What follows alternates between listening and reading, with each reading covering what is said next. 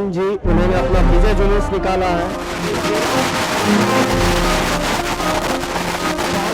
कैसे नरेंद्र मोदी का नेतृत्व और नीतीश कुमार का काम देखिए, जनता का आशीर्वाद मिला है। और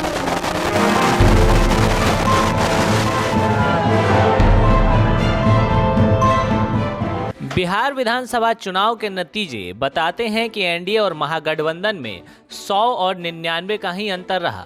एनडीए को बस बहुमत मिल गया है और नीतीश कुमार का फिर से सीएम बनने का रास्ता साफ हो गया है। 243 सीटों में एनडीए को 125 सीटें मिली। ये जादुई संख्या यानी स्पष्ट बहुमत 122 से केवल 3 अंक अधिक है। वहीं महागठबंधन को 110 सीटों से ही संतुष्ट होना पड़ा।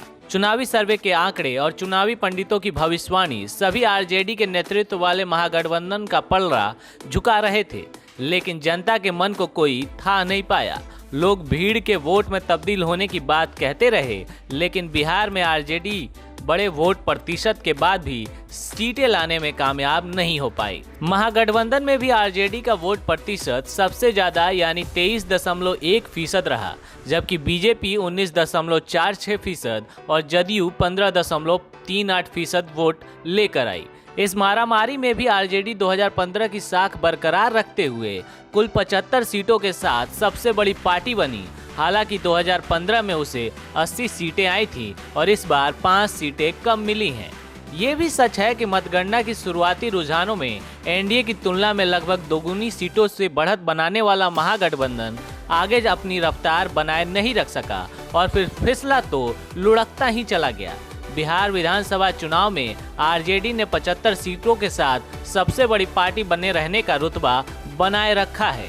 बात असदुद्दीन ओवैसी की party All India Majlise Ittehadul Muslimeen यानी कि AIMIM और जनता के बीच मीम पार्टी के नाम से चर्चित पार्टी के उम्मीदवारों की करें तो बांग्लादेश की सीमा से लगे मुस्लिम बहुत आबादी वाले सीमांचल की 5 सीटें जीतने में ये पार्टी यहां सफल रही। अब धीरे धीरे AIMIM का दायरा भी सीमांचल में बढ़ने लगा है। महागठबंधन से बगावत कर एनडीए में आए मुकेश सहनी की पार्टी विकासशील इंसान पार्टी यानी कि VIP को 4 सीटें मिली हैं, लेकिन पार्टी प्रमुख मुकेश सहनी खुद अपनी सीट नहीं जीत पाए। वहीं लोक जनशक्ति पार्टी को करारी हार का सामना करना पड़ा है।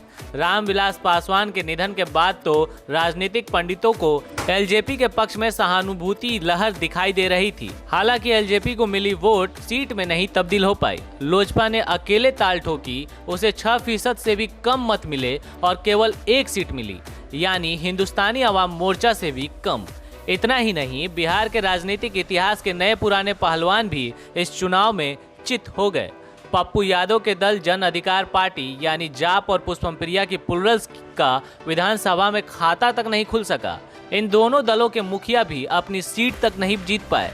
इस चुनाव में सबसे ज्यादा 23.1% वोट आरजेडी को मिले। वहीं महागठबंधन की दूसरी बड़ी घटक दल कांग्रेस 9.48% वोट ही हासिल कर पाई। वामपंथी पार्टियों के हिस्से कुल डाले गए वोटों का 1.48% आया।